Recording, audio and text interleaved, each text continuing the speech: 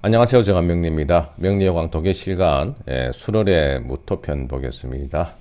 갑신의 갑술 무엇무엇다. 수월은 한로와 상강이 있죠. 무토가 수월에 태어났다. 절기적으로 한로가 양력 10월 5일 전후, 상강이 10월 20일 전후에 들어오죠. 무토가 수월에 났다. 무토는 우리가 대개 이제 용신을 갑병무, 갑목, 병화, 개수로서 사주를 보고 적절하게 조합을 해야 되겠죠. 네, 그래서 무토가 병화를 보고 있고, 그리고 갑목을 잘 키우며, 그리고 서변한 조후가 되어 있다 그러면은 그야말로 산 좋고 물 좋고 또 숲을 잘 이루어서 병화 태양이 병화를 무토를 도울 겁니다. 대지 보조를 하겠죠.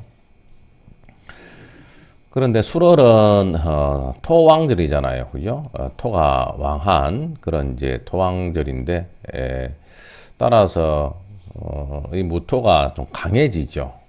그래서 이제 간목으로서 소토를 해야 되고 또 지나치게 이제 메마를 수 있기 때문에 개수로서 또 서비운케 수분을 가져와야 되겠죠. 그리고 수월에는 말씀드린 것처럼 한로 상강이 있는데, 상강은 서리 상자에 내릴 강자죠. 서리가 내리다 뜻이니까 상강이 지나게 되면 이제 겨울의 문턱으로 가죠.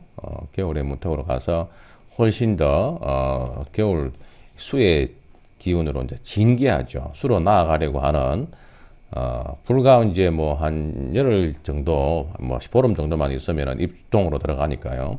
그래서 수월에 10월 20일 상강 이후에 났다면은 조금 더 수기운으로 진기하는 걸로 참고를 하라.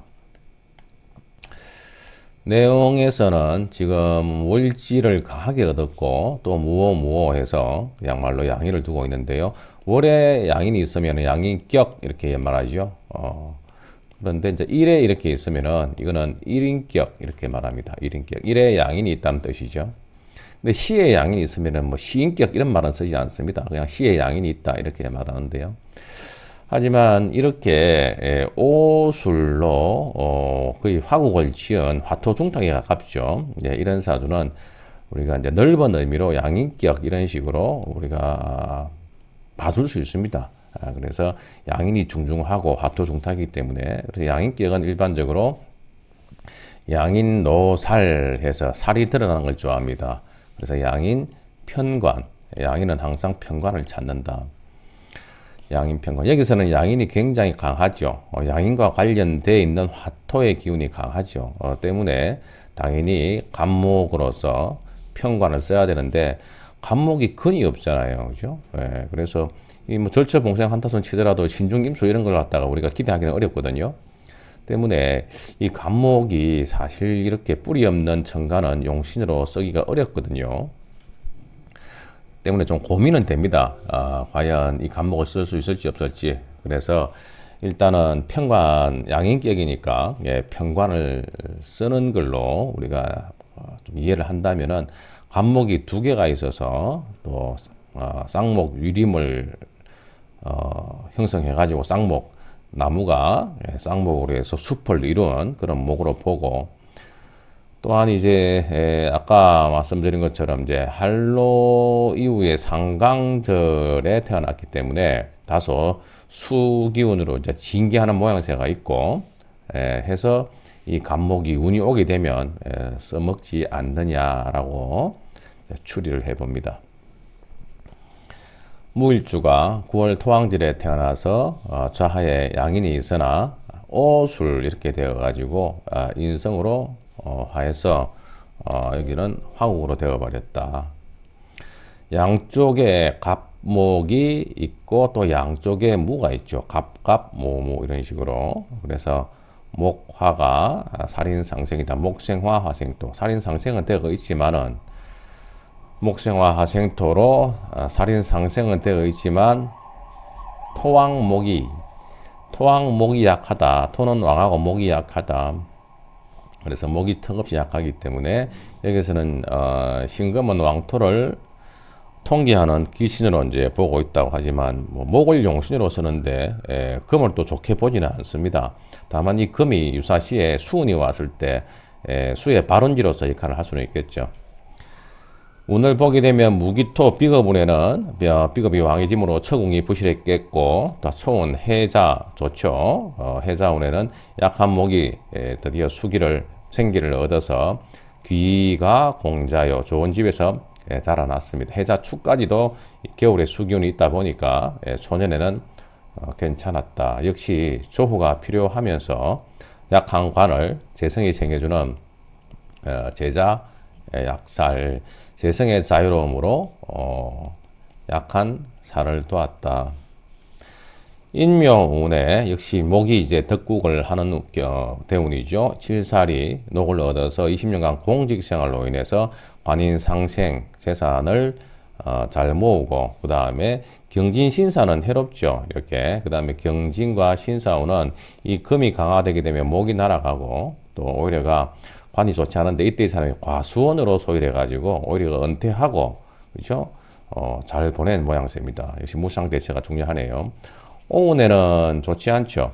다시 화가 병인데 경진, 신사, 이 오운인데 이 오운이 오게 되면 경자년에 돌아가셨다. 용신간목이 오운을 만나게 되면 용신사지죠. 그러면서 자를 만나게 되면 자오충에서 용신사지에 욕지 해를 만나니까 용신이 욕사충에 빠지죠. 용사충은 염장이 물상이라서 좋지 않게 봅니다. 그래서 이때 돌아가셨다.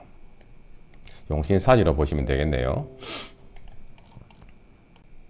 자, 다음 사주 을묘의 병술 그리고 무술 갑인입니다. 역시 술의 무토가 사주가 굉장히 강하죠.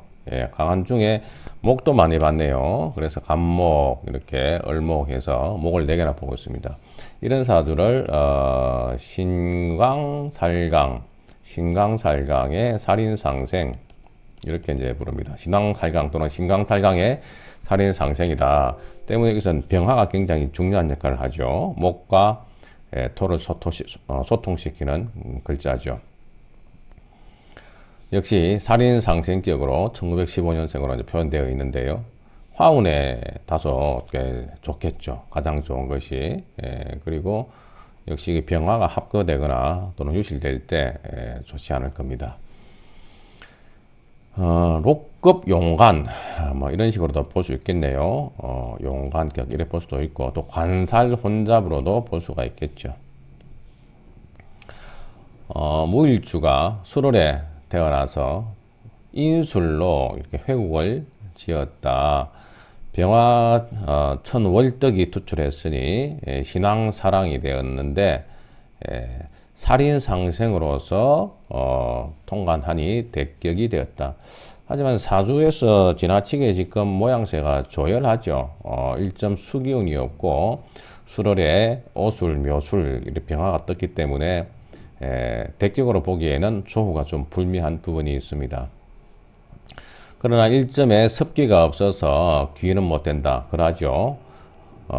의학으로서 활인방에 인수를 펼 것이며 왜 의학이냐. 화토중탁, 성도팔자, 성도지명, 또 화토중탁들은 되게 활인지명이 많아요. 네. 그래서 이 사람도 역시 인수를 펼 것이며 술토가 2개 있어서 술은 또 화계로서 천문도 되죠. 종교 사업이다. 그러나 좌하의 술이 처궁이 있으므로 무술괴강에 비겁이 퇴거하니까 처궁은 다소 부실할 것이다. 차라리 설을 보지 않은 게 다행이죠.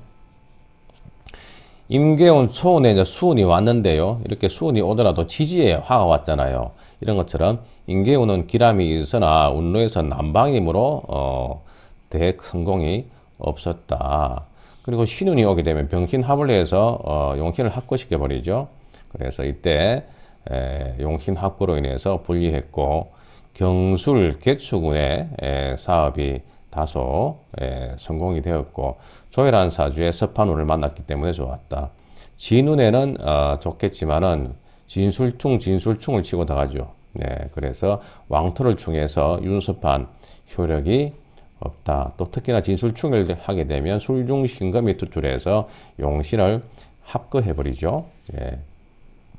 인성용신이 합거될 경우에는 대개 문서상에 있어서 불이익이 생기고 또는 이제 부도라든가 또는 파산 같은 것들을 경험할 수가 있습니다. 자, 이 사주는 신강사일강의 살인상생으로 또 앞에 사주는 양인평관으로 이해하면 될 것 같습니다. 자, 오늘도 감사합니다.